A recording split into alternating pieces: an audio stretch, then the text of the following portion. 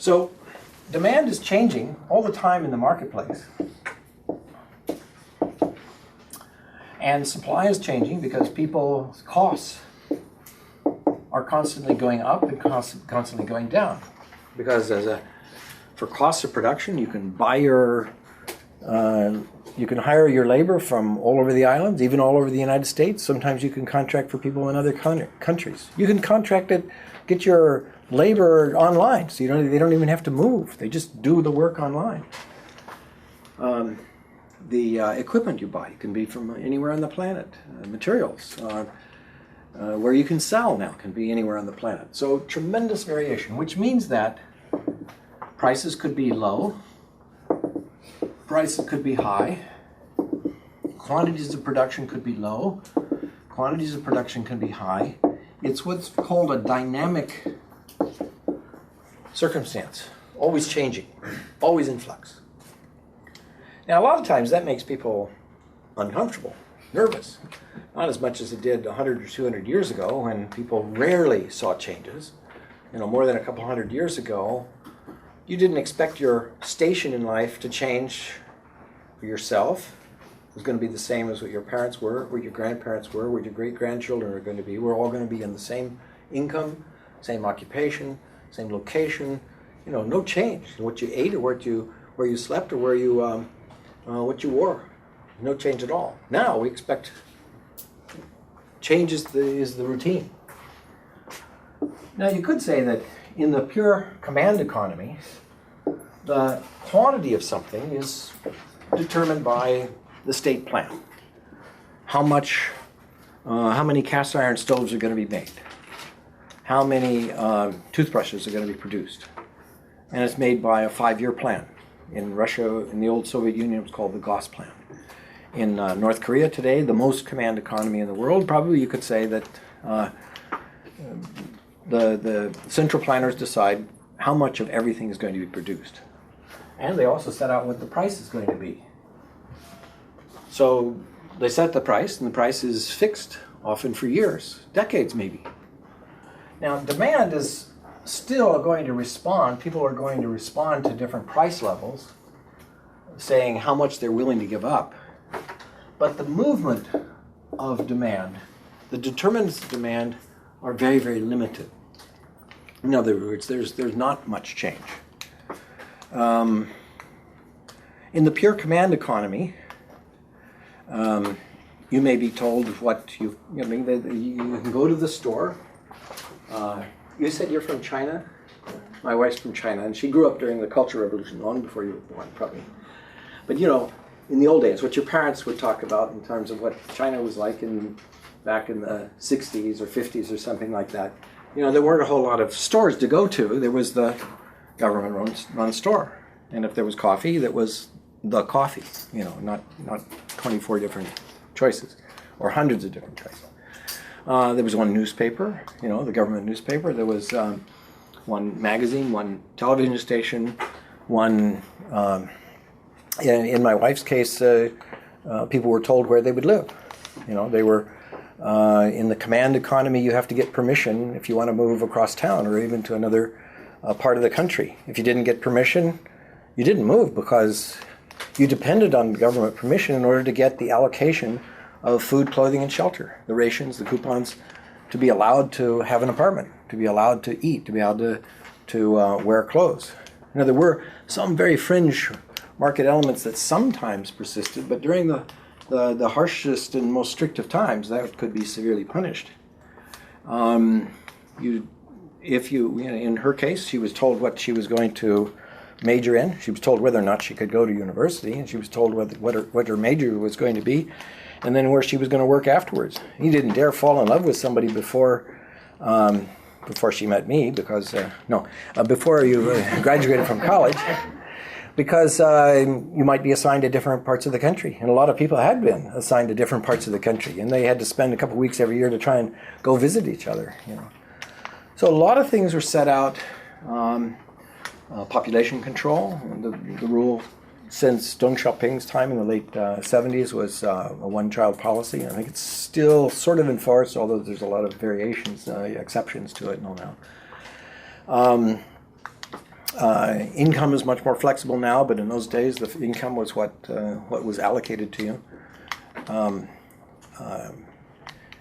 The movement into and out of the country was very severely restricted. So, yeah, Antonio. Has there ever been successful pure command economies, like long term? Because this whole system sounds constricting and just totally counterproductive. Well, if you asked Kim Jong-un if North Korea is successful, he would say yes, it is. So in a way, it depends on who's saying the measure of success. In my opinion, I'd say, well, no, because it's very hard for central planners to be smart enough to allocate all the resources and accommodate all the desires and demands and needs and wants and so on. It's very tough.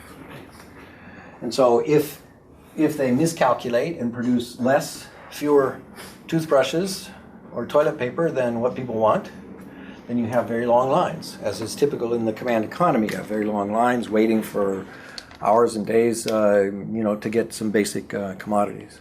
On the other hand, if they guessed right and they produced more than what people wanted, then they had massive surpluses that just built up in warehouses. They had cast iron stoves that nobody wanted because they already had plenty of those. But that was in the plan to produce so many. Okay, well, there's probably with the only exception of maybe, well, even the North Korean economy has its market elements now that are on the fringes of society, the black market, you might say. There's no country in the world that's a pure market economy. No country in the world is a pure command economy. But we have varying degrees of this, and all of this in between here and here, is what is referred to as the mixed economy.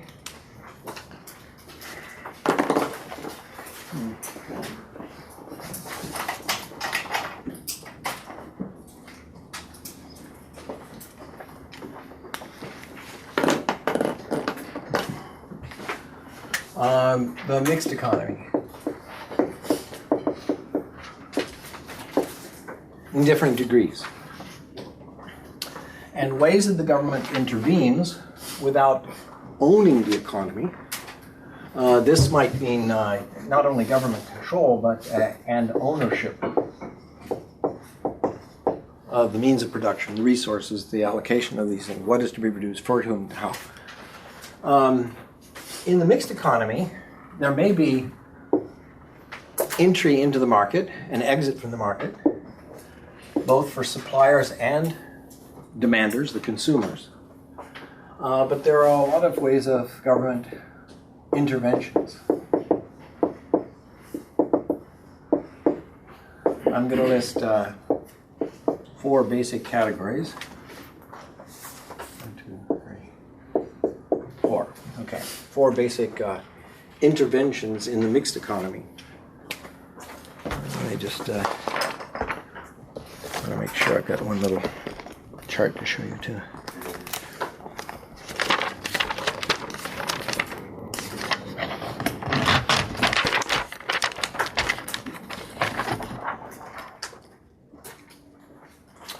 One is government subsidies and taxes. Now, subsidies and taxes can be used in a manner to try and influence the amount of a quantity that is being demanded. In other words, the government can say, well, the government itself is going to buy up. It's going to be a big consumer and buy up lots of products. Or the government might provide tax cuts to business, to a particular industry, saying we're going to encourage with a special privileged tax cut for that particular industry. Or they might increase the tax on that industry to penalize that tax or discourage that production. Or they might increase the tax on those consumers to discourage consumption and production of a particular product line. So that's one form of intervention. Another has to do with quantitative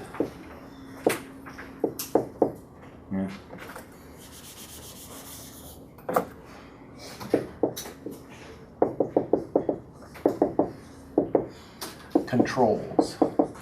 And this is through such things as licenses, quotas,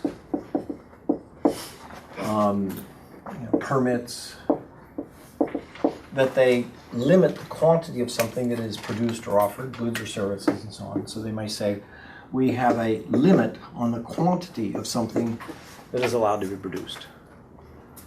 So that means that, well, the quantity that people may want at equilibrium is not allowed. You're not allowed to produce or goods or services more than a certain quantity.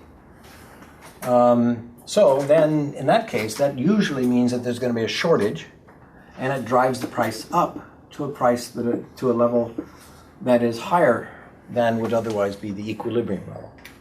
Okay, normally equilibrium would reach this point at this price, but because of the quantitative restriction forbidding any more than a certain quantity, then the price goes up to an artificially high level. So that's another one. Another intervention is in the form of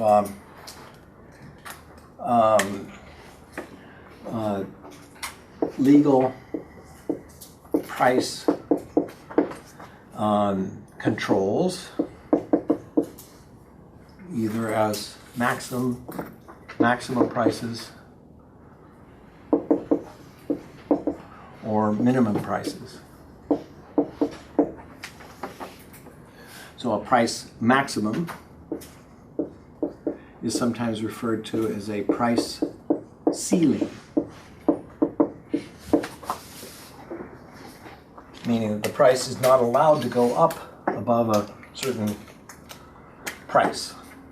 And that's what Representative Mill Folger was going to do. He was saying, well, we're not going to allow the price of coffee to go above $2 a bag. So then, what you have, if you're not allowing the price to go up, you're saying, well, this is a legal maximum price, then that means that we're going to have a permanent shortage. Less that is being produced than people want. So there's shortages. Now another might be a minimum price, which is referred to as a price floor. In which case they say, okay, we're not going to allow the price to go down below a certain level. And if the price cannot go down below a certain amount, we call this a legal minimum price. And then we have chronic and permanent surpluses.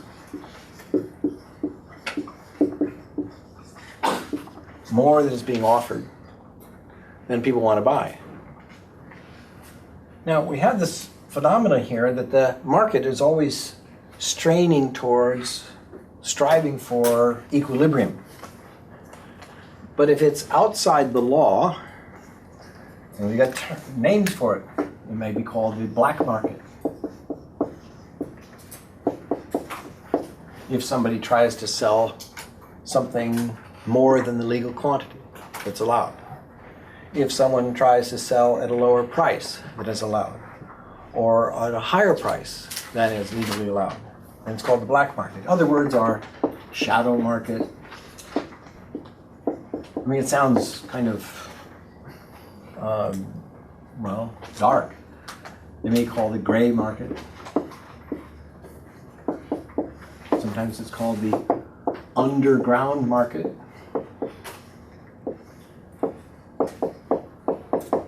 But basically, it's the illegal market. Because it's outside what is legally allowed. And sometimes we could have this fourth category here, which I'll refer to as the, compulsions and prohibitions.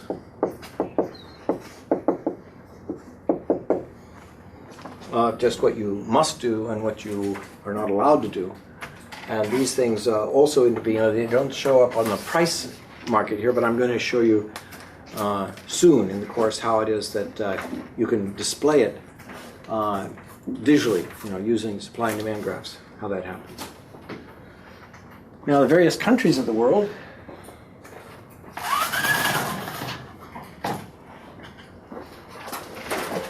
are renowned for having differing degrees of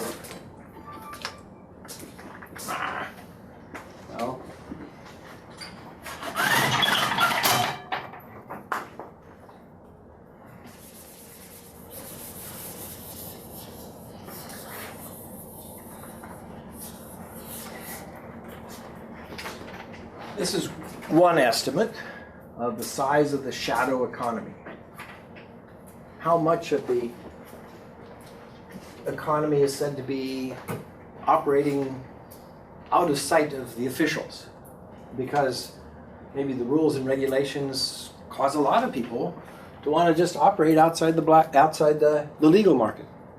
The restrictions may limit too much of what they can do, what the prices they can offer, just prohibitions and all kinds of reasons. Maybe even the taxes may be so high that it causes people to avoid taxes simply by not reporting and not being part of the illegal market.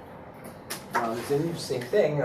Long before these countries got into this trouble, it looked like Greece ranked at the top of the list there. Isn't that interesting? Has Greece been in the news? Oh, gee, Italy, Portugal, Spain. What's the acronym for these countries these days?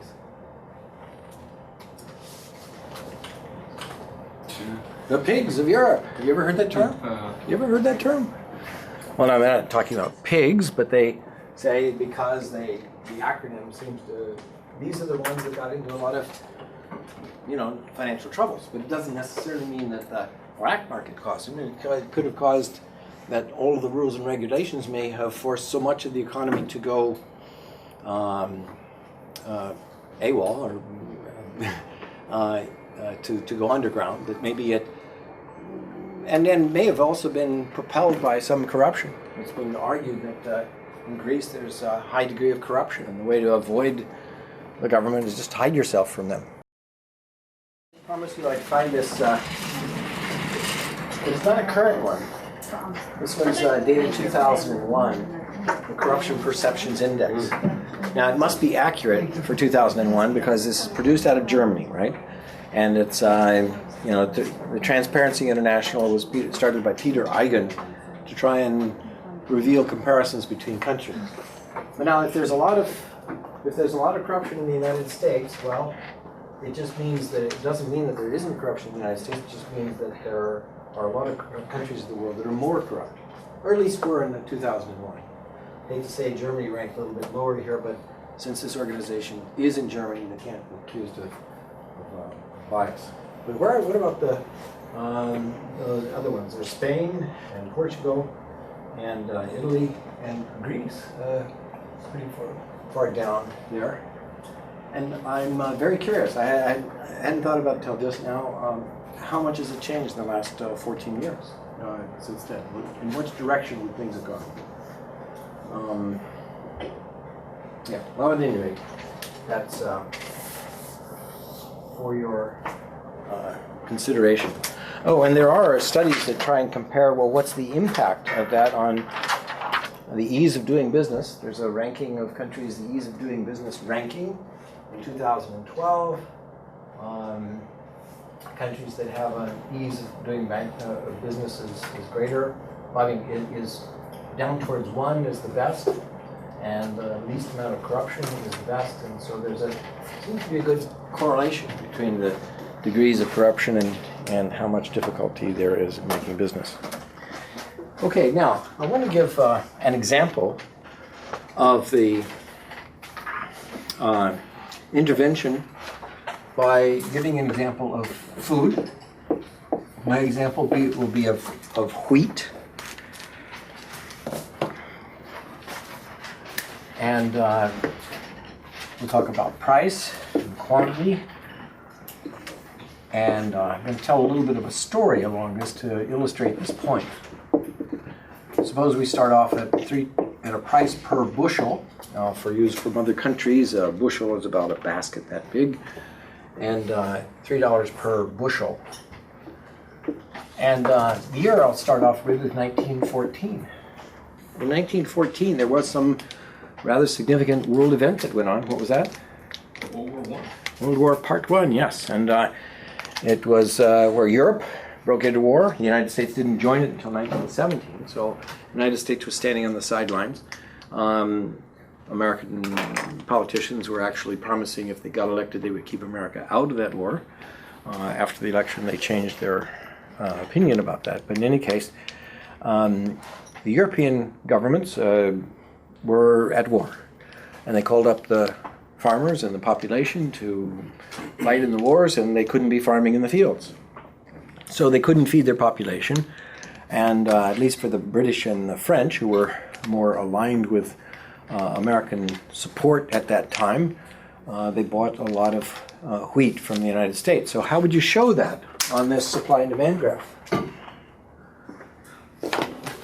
European governments coming into the U.S. market, and by the way, this is U.S. wheat. What's that? Yeah.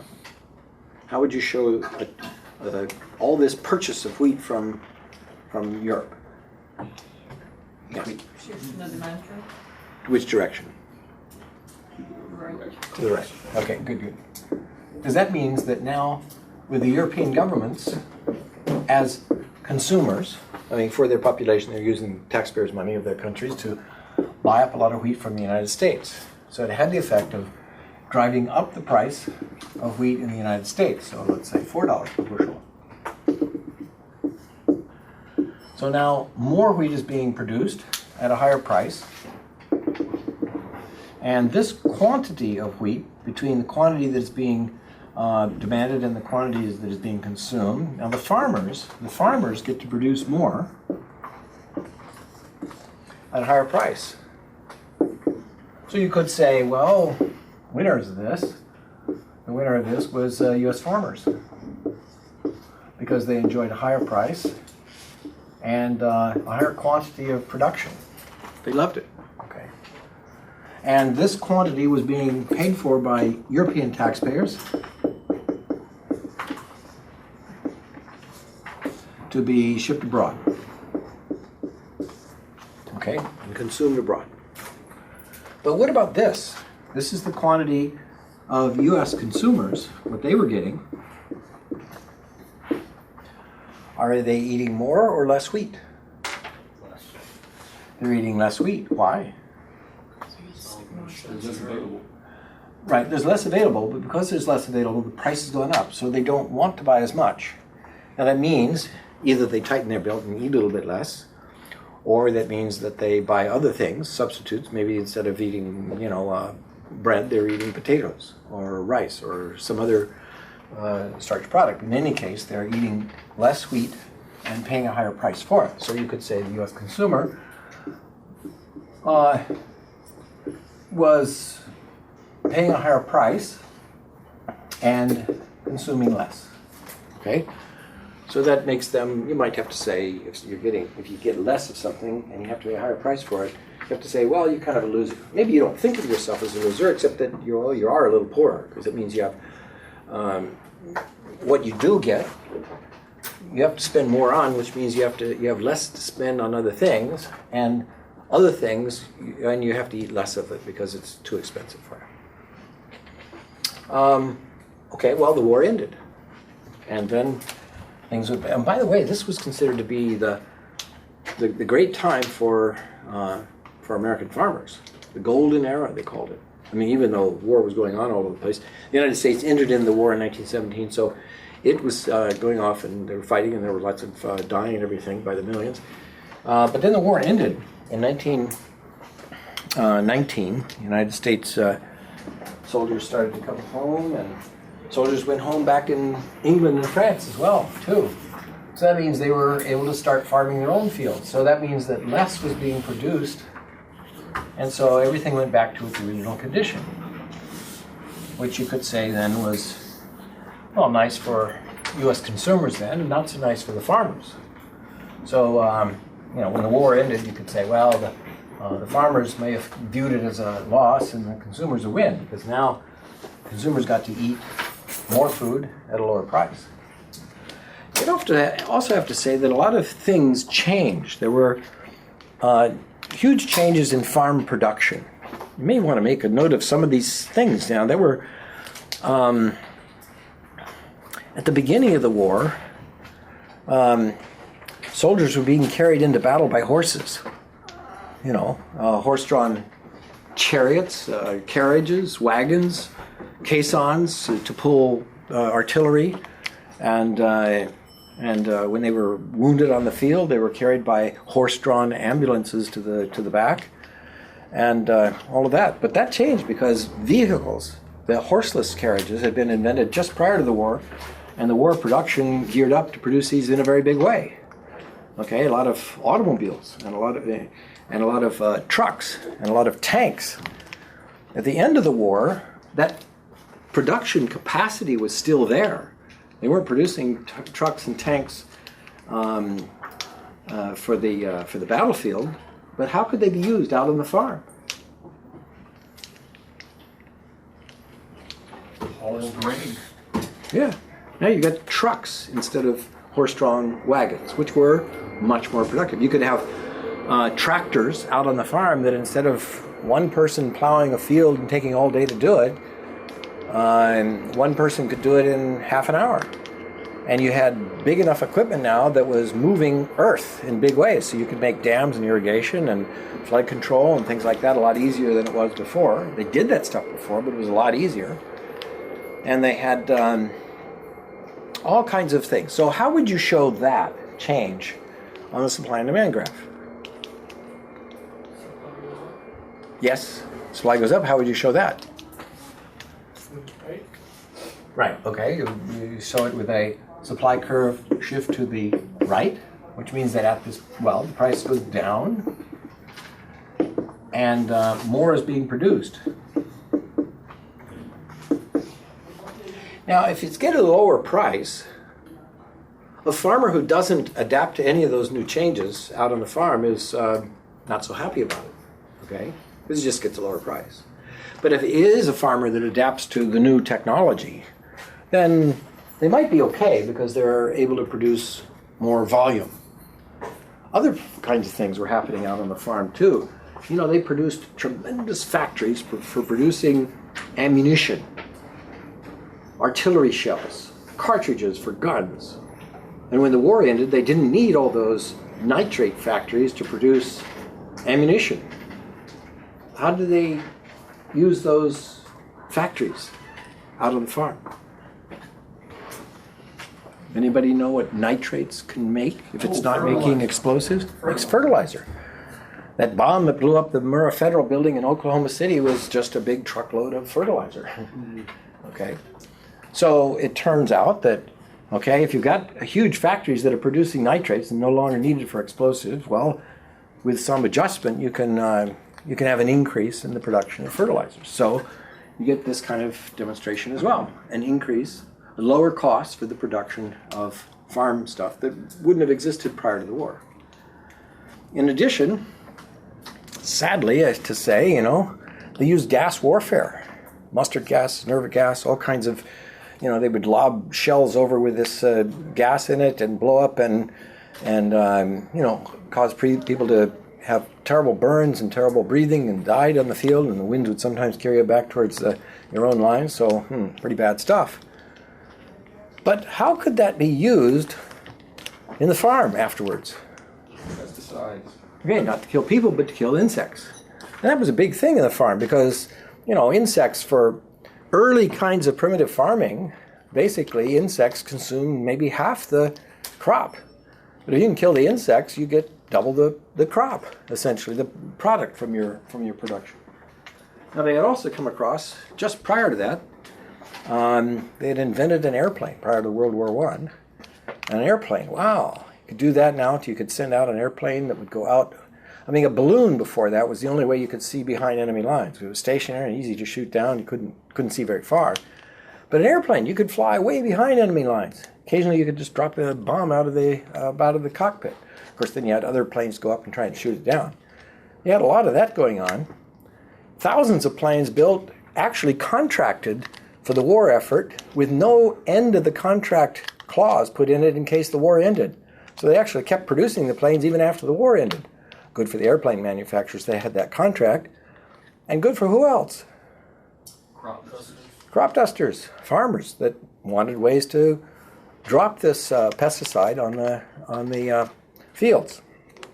That too has the same effect, improving the output. So, in many ways, technological changes brought about through the war also resulted in, during the peacetime, in advances in farm production, but at a lower cost. Now, this was not a happy result for most farmers. Most farmers didn't like the idea of prices going down, and they had to work more in order to produce more just to keep revenues the same.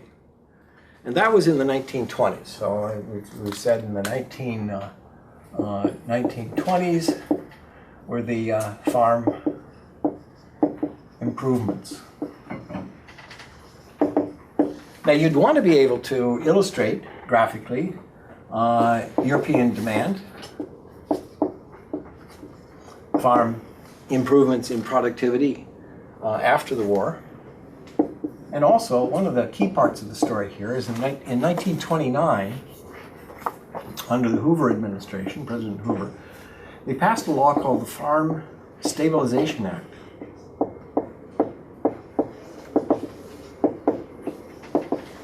Of 1929. Farm Stabilization Act of 1929. And they said, well, we don't want these low prices. We remember the golden era when prices were really good. We'd like them to go up again. So what they did is they had Congress buy up 157 million bushels of wheat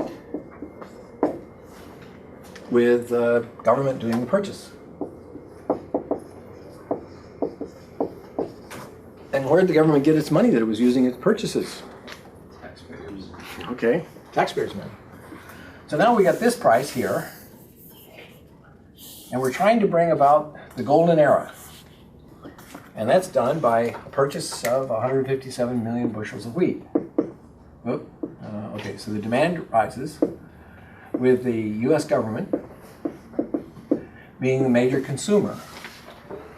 What would they do with it? They put it into storage. They put it into storage so that no one would eat it. Got to be off the market. And it's kind of a costly thing to do, put it into storage. It used to be that storage companies were just primarily venues. Here's the railroad and the farm. And the storage silo was there just to hold the grain until the train came by. And then you unloaded it onto the train and then took it to market. But now you've got lots of storage contracted just to hold it off the market so that no one eats it, so that you can keep the price up. Okay, and the price is going way up here to be on parity with the golden era. So it's a replication of what the European governments did during World War Part I, but not with European taxpayers' money. Now it's U.S. taxpayers' money being used to hold the product off the market. So once again, taxpayers are being used to employ the U.S. Department of Agriculture was the government agency used to put this money, this food into storage. Okay, a lot of food, much higher price. Well, the farmers liked it because, as before, they get a higher price and higher quantity of sales. They're once again winners. Of course, once again, the losers are now the consumers because they have to pay a higher price and they get less food to eat. So this is what the consumers get. Now, what about the U.S. taxpayer? Winner or loser? Loser. Loser because they have to pay the taxes to not only to buy up all that wheat, but the cost of putting it into storage. How about storage companies? Winners or losers? Winners, big contracts. So storage companies, pretty big winners because now they got all these contracts to hold food out of storage. Now actually, as just a little sidebar, in the textbook, there's a little, not in your textbook, in my, brain for this class here, a little unknown thing worth investigation is that this high price for wheat motivated a lot of farmers to go out and plow virgin lands in the Midwest, what were prairie lands before, and plant wheat where there had never been wheat planted before, taking off the grasslands, the prairies. And then when prices fell and they stopped producing, suddenly you had vast amounts of land that were exposed to winds. What came at that time? Anybody ever? The Dust Bowl. Yeah. Okay, so how about farm equipment companies? Winners or losers? Winners. Yeah, because farmers now have, instead of this price and this quantity, remember this is total revenue. Price times quantity is total revenue. Now they have this price times this quantity. Their revenue has soared. So they've got a lot of money to spend on farm equipment. And it turns out that the farm equipment companies were some of the strongest advocates of this program. So now, U.S. Department of Agriculture, a growing agency with a huge budget and a huge staff to manage all this, are they winners or losers? Winners. Winners too, because the U.S. Department of Agriculture has a huge growing budget and staff that's being paid for by the taxpayers to hold food off the market. Okay. Then 1929, at the end of that year, is also known for another thing. Great Depression. The Great Depression, yeah. Stock market fell, lost 80% of its value.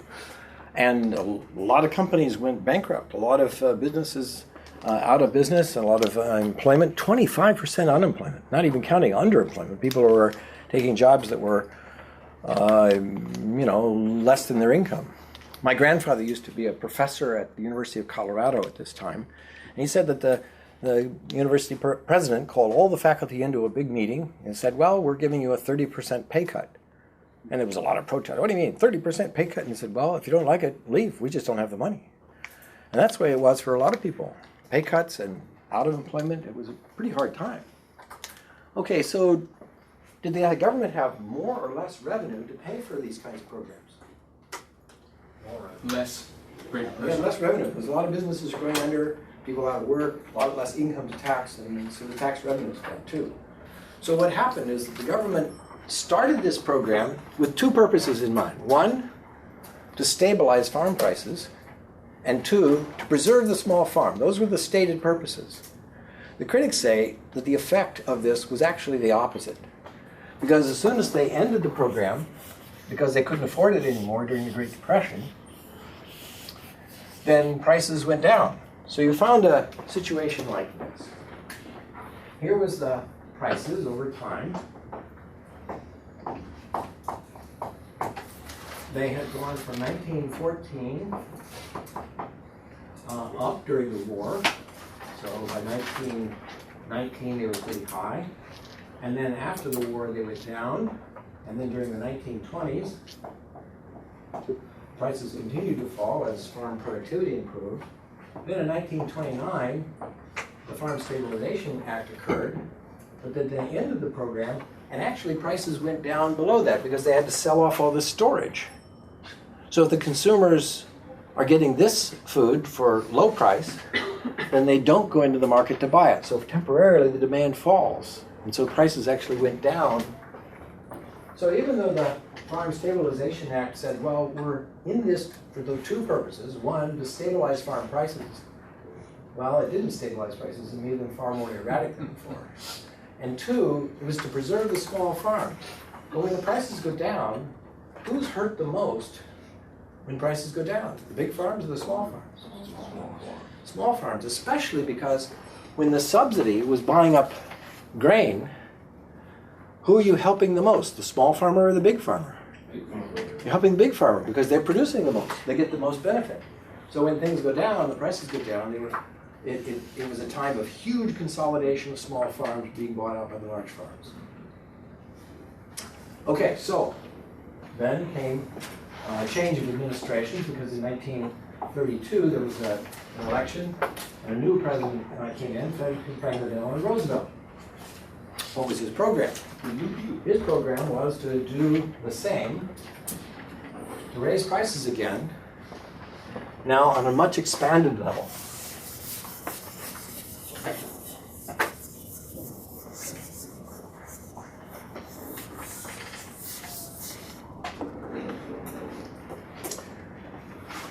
In 1933, his first act in office, he said, well, we've got this problem of low prices for farm products, and we're going to now raise prices, have the U.S. government step in, raise prices, so now the farmers get to produce more. Consumers will have to eat less. And the taxpayers are going to pay to do something with this food. To take it off the market so that people can't eat it. Well, there are a multitude of ways of handling that. Part of it was to try and put some of it into storage, but the problem with storage is that it might be sold off later. So you try and do something that'll make it so that it can't be eaten later. So they said, here's an old history textbook that explains the Agricultural Adjustment Act. The Agricultural Adjustment Act, in this chapter on Our Government Fights Depression. Okay, our government fights depression. The Agricultural Adjustment Administration was set up. The way to raise the price of farm products, the president said, was to reduce the amount of things which the farmers raised and to increase the amount of money in circulation with which to buy them. For example, if there was less cotton and wheat and more money, the price of cotton and wheat would rise. Congress passed laws, therefore, for the organization of the Agricultural Adjustment Administration called the AAA. This organization, under the direction of the Secretary of Agriculture, made contracts with farmers to plant less land than usual in wheat, cotton, corn, rice, tobacco, and a number of other crops. See, now it's not just wheat. Now it's going to be a multitude of major crops. Wheat for food, cotton for clothing, corn, rice, tobacco for smoking, and a number of other crops, and agreed to pay them rent for the land that they did not plant. The way we're going to avoid having any storage is we're going to pay you as if you produced it, but you just don't have to produce it. Wow. You get paid not to produce it. What a deal. So it doesn't exist. But much of the cotton crop for clothing was already planted in the South when the law was passed. And farmers who entered into the contract plowed under, destroyed millions of acres of growing cotton. In addition, the government undertook to remove farmers from worn-out lands and to improve the soil and farming methods. We're paying them to destroy the food, and we're going to help them grow more. In order to reduce the supply of hogs and cattle so that the price of bacon, hams, and beef might go up, the government bought and destroyed several million pigs and bees. Keep in mind, this is in the middle of the Great Depression. A quarter of the population is unemployed, out of work, can't afford much of anything. They can't afford their rent, they can't afford their clothing, they can't afford their food, so they stand in long lines at churches and soup kitchens trying to look for a handout of food to get them by. And the government's solution to this problem is to destroy several million pigs and bees and to plow under millions of acres of growing cotton and a number of other crops as well. Wow.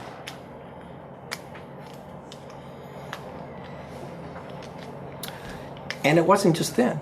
It's still today, by the way. They still have programs to, well, okay, let me first go back to this. The AAA was the first act by Congress. Supreme Court ruled that it was unconstitutional.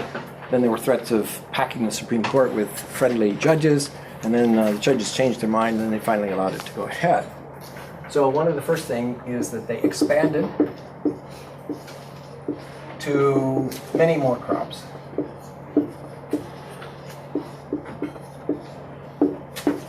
They paid farmers to destroy crops.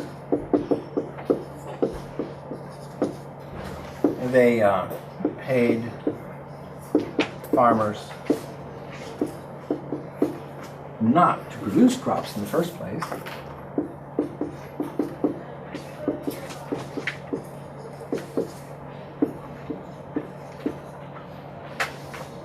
They paid to store crops still. They did that,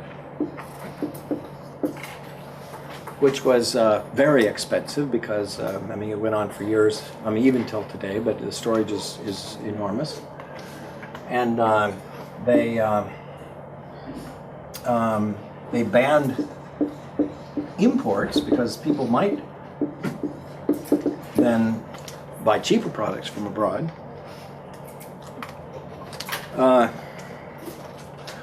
Well, let it suffice to stop at that point because there are still as many more programs as bizarre as these in the rest of the story, but we're running out of time. So we'll continue on in the next session on Tuesday next week.